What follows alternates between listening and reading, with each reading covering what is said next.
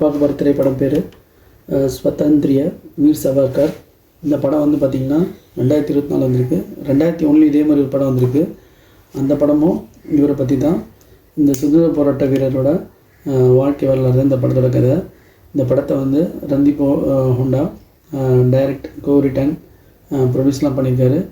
இந்த படத்தோட கதை பார்த்திங்கன்னா காந்திக்கும் அஹிம்சாவாத சித்தாந்தத்துக்கும் இவர் நான் வயலன்ஸ் காந்தி இருக்கும். இவர் வயலன்ஸ் அந்த அடிப்படை எ மேன் ஆஃப் வயலன்ஸ் அப்படின்னு சொல்ல, அதாவது அகிம்சை இது வந்து நம்மளுக்கு ஒர்க் அவுட் ஆகுது, நம்மளோட இது போராட்டம் வந்து துரிதப்படுத்தினா தான் இந்த சுதந்திரம் அடைய முடியுன்றது இவரோட கொள்கை. காந்தியோட கொள்கை பார்த்திங்கன்னா அப்படியே ஆப்போசிட்டானது. அகிம்சை தான் சுதந்திரத்துக்கான அடிப்படைன்ட்டு சொல்கிற ஒரு சித்தாந்தம். இவங்க ரெண்டு பேருக்குள்ள இடைப்பட்ட வேற்றுமையை காட்டுறது தான் இந்த படத்தோட இன்னொரு கதைக்களம். இவர் வந்து பார்த்திங்கன்னா ஒரு இந்துத்துவான்ற ஒரு இதை உண்டாக்குறாரு. அப்புறம் பார்த்திங்கன்னா சீக்ரெட் சொசைட்டி, அபினவ் பாரத் சொசைட்டின்னு ஒரு இதை க்ரியேட் பண்ணுறாரு. அப்புறம் இவரோட இதெல்லாம் வந்து பார்த்திங்கன்னா அகிம்சையே வந்து சுதந்திர போராட்டத்துக்கு ஒரு முற்றுப்புள்ளி வச்சிரும் அப்படின்றது இவரோட கருத்து. இவர் 1966 வரைக்கும் நிறைய போராட்டங்கள், சிறைச்சாலை சென்றது, இது மாதிரி விஷயங்கள் நிறைய பண்ணியிருக்காரு. இவர் ஒரு கவிஞரும் கூட. இவர் ஒரு கவிஞர். இது மாதிரி பல விஷயங்கள் இவரை சுற்றி இந்த சினிமா வந்து பதிவு பண்ணியிருக்கு.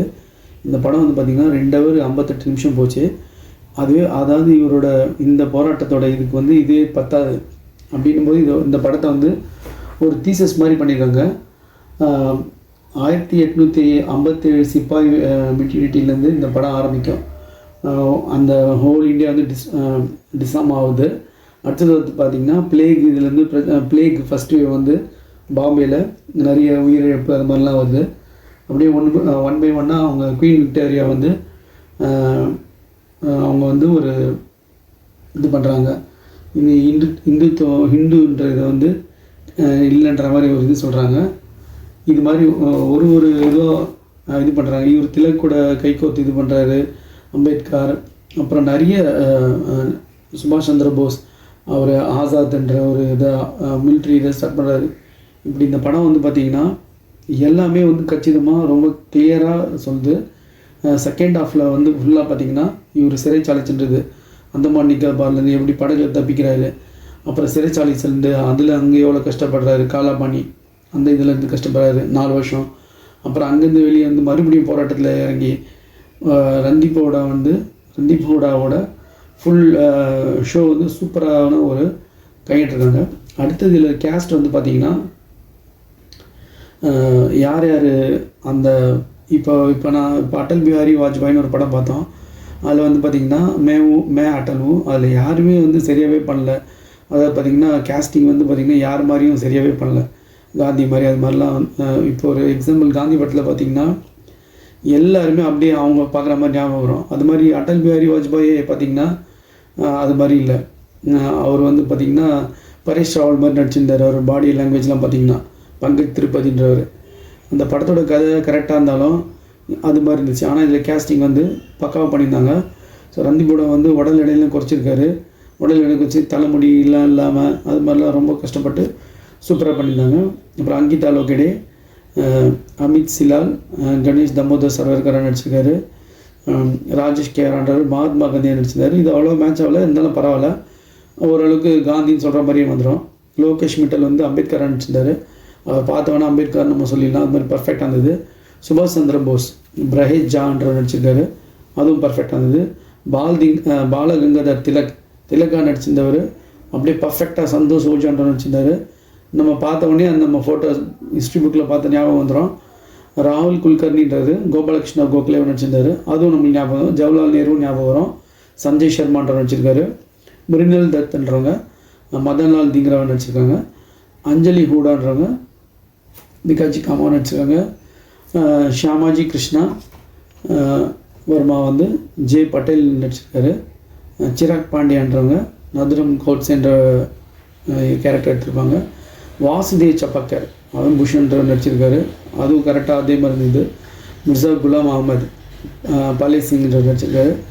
அர்னம் சிங் சைனி, அப்ரிந்தித் சிங்ன்றவர் வச்சுருக்காரு. இது மாதிரி நிறைய பேர் வந்து அப்படியே நம்மளுக்கு லார்ட் மவுண்ட் பேட்டன் அவரை பார்த்தோம்னா கூட நம்மளுக்கு அப்படியே அந்த ஃபோட்டோவில் பார்த்த ஞாபகம் நம்மளுக்கு கரெக்டாக வருது. ரைன் வால்டர்ஸ்ன்ற வச்சுருக்காரு. இன்னும் ஆங்கிலேயர்கள்லாம் நிறைய பேர் நடிச்சிருக்காங்க. இந்த கேஸ்டிங் வந்து ரொம்ப கச்சிதமாகவும் ரொம்ப கிளியராகவும் அழகாக புரிஞ்சுது. இந்த படத்தை வந்து ரந்தி பூண்டா பெரிய நல்ல தீசிஸ் மாதிரி இதை வந்து கரெக்டாக இது பண்ணியிருக்காரு.